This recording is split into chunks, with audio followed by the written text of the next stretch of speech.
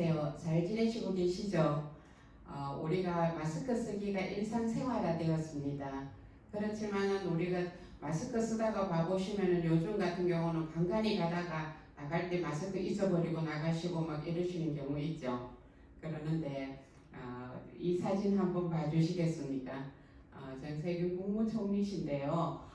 우리가 마스크를 벗었다가 꼈다가 하는 자꾸 하다가 봐보니까 마스크를 두고 잊어버리는 수도 있고 이래서 그러시는지 총리께서는 여기 우리 안경 옛날에 왜 줄 달아가지고 벗을 때 이렇게 벗었다가 또 낄 때 이렇게 여기 달아놨다가 나중에 끼시고 하지 않습니까? 그죠? 그것처럼 여기서 저기 그런 여튼 안경 그 하시는 끈을 마스크에 이렇게 달아 놓으셨어요. 제가 안 그래도 이 사진 보면서 보여드려야 되겠구나 하는 생각을 했습니다. 우리가 마스크 자주 벗었다가 그렇다고 해서 마스크 벗어서 또 옆에 놔뒀다가 잊어버리고 나가고 하시는데 아마 총리께서도 여튼 그런 경우가 많으셔가지고 우리가 안경끈 같은 거 그런 가벼운 줄 같은 거를 마스크에 해놨다가 마스크 벗으실 때는 아마 이렇게 밑에 내려놓으실 거고요. 또 필요하시면 끼고 나가실 거라 생각을 합니다.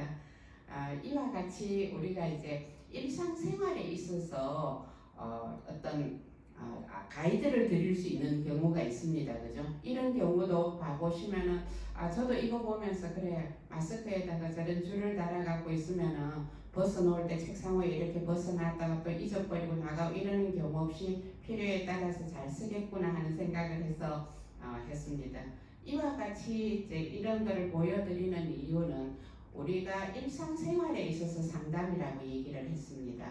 상담이라는 것은 우리가 가리키는 게 아니라 어떤 다른 방법 이런 것들을 제시해 줄 수 있는 겁니다. 그러므로 해가지고 이런 방법도 어떨까 하는 생각도 했고요. 또 과거에 남성들 같은 경우에는 과거에 이렇게 가슴 쪽에 포켓이 있습니다. 그죠? 과거에는 아마 담배 같은 거를 늘 거기 넣어 놓으셨던 것 같은데 남자분들은 봐보니까 마스크를 벗어서 거기 가슴 쪽에 있는 포켓에다가 이렇게 꼽아 놓으시더라고요.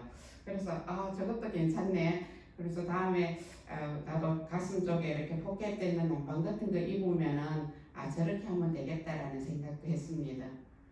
또 어르신들 중에서 더 좋은 방법, 안 잊어버리고 잘 사용할 수 있는 방법 있으면 또 얘기해 주셔요.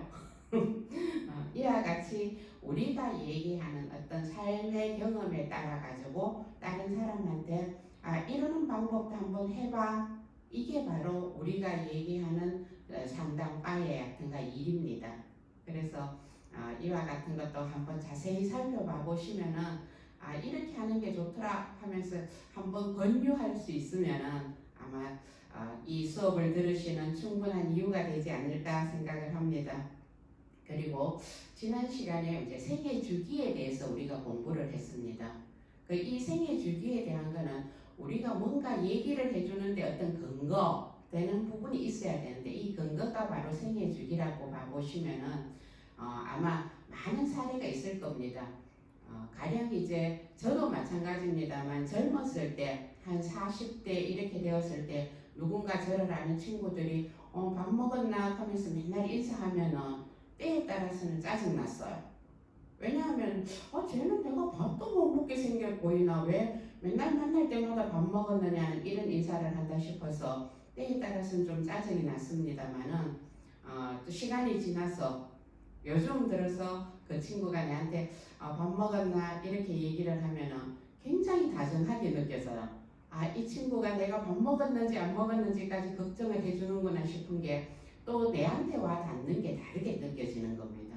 40대에는 들었을 때 얘는 무슨 이런 인사를 하나 싶은 생각이 들더니만 또 지금에 와서 얘기를 하면 내가 내한테 이렇게 관심이 있고 정이 많은 아이구나 이와 같이 또 해석이 달라집니다. 그죠? 이와 같은데 우리 생애 주기가 작용한다라고 봐야 하는 겁니다. 그리고 또 한 사례를 얘기를 든다면은 이런 경우도 있습니다. 친구 이제 시어머니한테 시어머니하고 뭐 큰 다툼을 했어요. 매번 주말마다 시댁에 가갖고 이제 청소를 해주는 친구가 있었어요. 배우고 있던데 친구들이 이제 그 친구를 또 만나면 야 이제 꼭 가서 자꾸 청소하지 마라 하면서 이런 얘기를 하니까 이 친구도 이제 늘 가서 시댁에 가서 청소해 주던 게 짜증이 났나 봅니다. 그래서 어느 날인가 시어머니하고 크게 다투었다는 거예요. 하여튼가. 그래서 다투고 온 다음에 이제 이 친구가 걱정이 생겼습니다. 이때까지 늘 잘 가서 하던 그거였는데 갑자기 짜증이 나가지고 하여튼가 시어머니하고 하여튼가 좀 다툼을 하고 오니까 이 친구도 이제 그 시어머니하고 어떻게 화해하는가가 좀 큰 문제였습니다. 그래서 이제 대체 뭐라 그러나 하고 막 걱정을 하고 있는데 시어머니한테 또 그 다음 주에 갔더니 이 시어머니가 그래 니도 이제 일이 싫어질 나이가 됐다 하면서 이해를 하시더라는 먼저 얘기를 하시더라는 겁니다.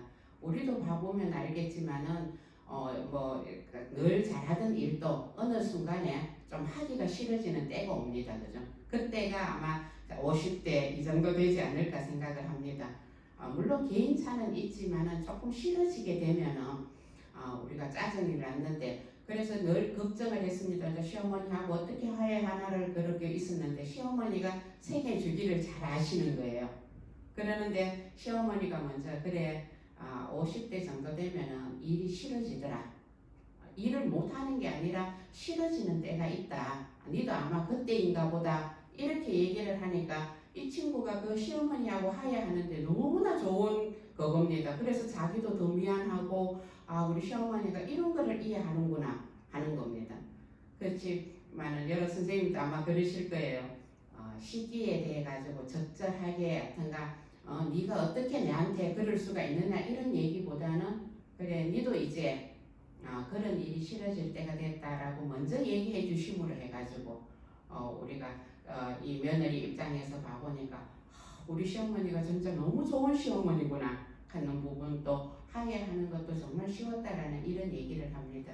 이와 같이 우리가 생애 주기를 잘 이해하는 것이 또 하나의 어떤 좋은 어떤 상담에 활용될 수 있다라는 얘기입니다. 오늘 얘기는 우리가 이제 전통적인 어떤 혼례, 의례에 대한 얘기를 하고자 합니다.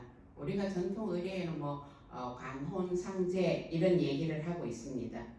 여기에 대해서 우리가 한번 얘기를 해보고 그리고 혼례라든지 관례라든지 이런 상례나 제례에 대해서 우리가 어떻게 다시 현대에 맞게끔 할 것인지에 대한 얘기를 나누어 보도록 하겠습니다. 자, 우리가 과거에는 정말 결혼을 일찍 했습니다. 95년도만 해도 우리가 남자들은 한 28살 그리고 여자들은 하여튼간 25살 정도 결혼을 했다라고 합니다. 초원에. 그러는데 2015년도의 통계를 봐보면은 남자가 한 32, 여성이 한 30 이렇게 되었습니다. 이와 같이 결혼의 어떤 연령 같은 것들도 점점 늦어지고 있다라는 얘기입니다. 그죠? 그리고 또 사회가 많이 발전했습니다만은 또 지금은 또 그와 마찬가지로 하였지만 과거의 어떤 관례라든지 관습이라든지 이런 것이 현재의 생활을 어렵게 힘들게 하고 있습니다. 그럴 것 같으면 우리가 한 번 정도 다시 생각해 봐야 할 거라고 생각을 합니다. 과거에 이제 우리가 전통 혼례 이런 관혼 상제 이런 거를 우리가 사람이 살아가는 출생해서 죽는 순간까지 어떤 사회적 지위가 변하는 때가 있습니다. 그때 이루어지는 의례를 우리가 우리나라에서는 가정의례라고 얘기하고 또 서양에서는 일생 중에서 이루어지는 거라 해서 통가의례라고 얘기를 합니다. 그 중에서 대표적인 게 이제 관혼상제를 얘기를 하고 있습니다. 그래서 오늘은 여기에 따라 가지고 우리가 이런 과거의 어떤 관혼상제가 현재는 어떻게 변화하고 있는지 또 이런 것들이 우리가 어떻게 또 변화시키는 게 어른으로서 다음 세대들에게 좋은 문화를 전수해 줄 것인지 하는 부분입니다. 이런 데 대한 얘기들을 해보겠습니다. 우리가 가정의례라는 것도 생활문화입니다. 이 생활문화라는 것은 어떤 사회 문화적 또 경제적인 것 또 경제적 기술적인 환경에 영향을 받으면서 그대로 전수되는 경우도 있고 또 소멸되는 경우도 있고 또 새롭게 만들어지는 생성되는 경우도 있고 조금 그 안에 어떤 형식이라든지 이런 게 변화하기도 합니다. 그래서 여기에 따라서 우리가 한번 얘기를 해봐 보시면은 쉽게 이해할 거라고 생각을 합니다. 과거에 우리가 평균 수명이 정말 60이 안 되었습니다. 그죠? 그래서 우리가 환갑하는 것을 굉장히 중요한 의미로 생각을 했어요. 그러는데 요즘 100세 시대를 삽니다. 아마 환갑한다라고 얘기를 하면 이 젊은데 같은 거 창피하게 무슨 환갑을 하느냐는 이런 얘기를 하실 겁니다. 그죠? 이와 같이 우리가 어떤 전통적인 어떤 이런 의례들이 변화하고 있다라는 겁니다. 그래서 요즘에 이제 뭐 환갑 과거에 얘기를 한다면 수연례라고 얘기를 합니다. 이런 것들을 전부 다 요즘은 하지 않고 또 소멸되고 있습니다. 그죠? 아니면은 또 약간 바뀌어져 가지고 가족끼리 같은가 뭐 해외 여행을 간다든지 아니면은 뭐 국내 여행이든 이런 거로 대체하기도 합니다. 이와 같이 문화라는 것은 그대로 어떻게 그냥 모양 그대로 전해지는 경우도 있고요. 또 없어지는 경우도 있고 이와 같이 어떤 새로 생겨지는 것도 있고 변용되기도 합니다. 그래서 이 관혼상제에 따라 가지고 얘기를 하면서 우리가 이런 거가 이렇구나 하는 걸 아마 이해하실 거라고 생각을 합니다. 우리가 이제 관례 소위 말하면은 가정 의례 중에서 이제 관혼상제를 굉장히 중요시한다라면은 관례에 대해서 한번 알아보도록 하겠습니다. 우리가 전통 사회에서 관례 보면 성년례라고 얘기를 합니다. 보통 남자들 같은 경우는 과거에 전통 사회에서는 15살에서 한 20살 정도 됐을 때 하는 성년례를 관례라고 얘기를 했습니다. 그리고 여자아이들 같은 경우는 한 13살에서 15살 정도 사이에 하는 거를 얘기하면 계례라고 얘기를 했습니다. 그래서 성년이 됐다라는 거, 아이에서 어른이 됐다라는 어떤 의례를 행해졌는데 이런 의례들이 대부분 가정에서 이루어졌기 때문에 우리나라는 가정의례라고 얘기를 하고 서양에서는 어떤 일생 동안 살아가는 데서 이루어지는 거기 때문에 통가의례라고 얘기를 한다라고 얘기를 했습니다. 그죠? 그래서 우리가 제일 첫 번째 관례, 소위 말하면 아이에서 어른이 되는 것을 얘기를 합니다. 이런 거에 대한 또 하나의 얘기와 지금 현재는 어떻게 이루어졌는가 변화에 따라서 선생님들이 아시고 또 앞으로는 어떻게 하는 게 좋겠다 하는 의견도 많이 내어주시면 좋을 것 같습니다.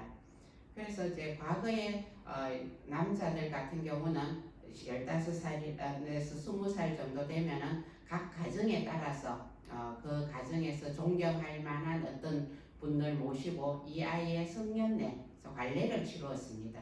남자들 같은 경우는 우리가 소위 말하면은 과거에 이제 총각들 보면 댕기머리 이렇게 따가 있었습니다. 그죠? 그런 거를 우리가 소위 말하면은 상투를 틀어준다. 그야말로 관을 씌워준다 하는 모자, 갓을 씌워준다는 의미에서 관례라고 얘기를 했습니다. 그 안에 어떤 형식 같은 경우는 뭐 세 번의 같은가 옷을 갈아입히면서 아이가 어른으로서 성장을 했고 이 아이도 이제 사회의 일원으로서 어른으로서의 어떤 의무와 책임을 다하도록 가르고자 하는 거였습니다. 그리고 여자아이들 같은 경우도 마찬가지로 집안에서 존경할 만한 분들을 모시고 우리가 13살에서 한 15살 사이에 성인식을 성년례를 했는데 요거는 계례라고 얘기를 합니다. 소위 말하면 이제 이렇게 뒤에 댕기 따가 있던 머리를 이렇게 올려서 비녀를 찔러주는 그런 형태를 이루고 있었습니다. 그럼 이런 성년례라든지 관례 같은 것들은 언제부터 시작되었냐 하면은 신라 시대의 화랑도에서부터 시작되었다라는 사람도 있고요. 그리고 또 고려 광종 때 이 왕자가 원나라의 어떤 옷을 입는 원래복을 행했는 데서 우리가 관례가 시작되었다라고 기록에 남아 있습니다. 그리고 조선 시대의 기록에 봐보면 올해의라는 데에서 기록되어가 있는데요. 조선 시대에 주로 4대 국가에 중심으로 해서 이루어졌습니다. 조선시대에는 우리가 신분사회인 건 아시죠? 양반과 상노인이 있었습니다. 그죠?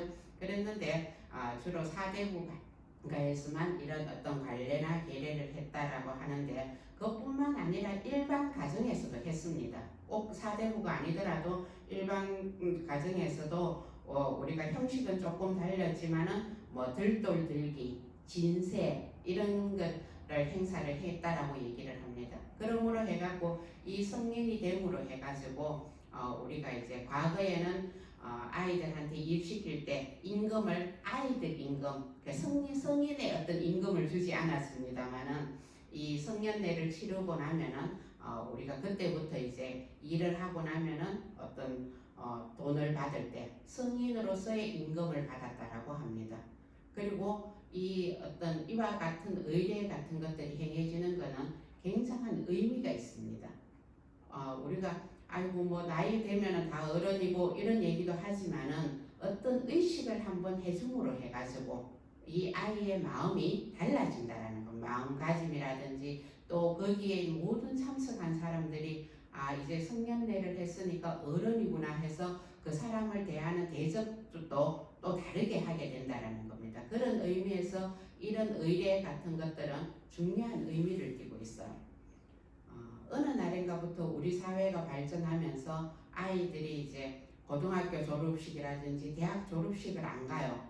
왠지 왜 안 가냐라고 물어봐 보면은 촌스럽다라고 얘기를 하는 거예요. 그런데 가는 게.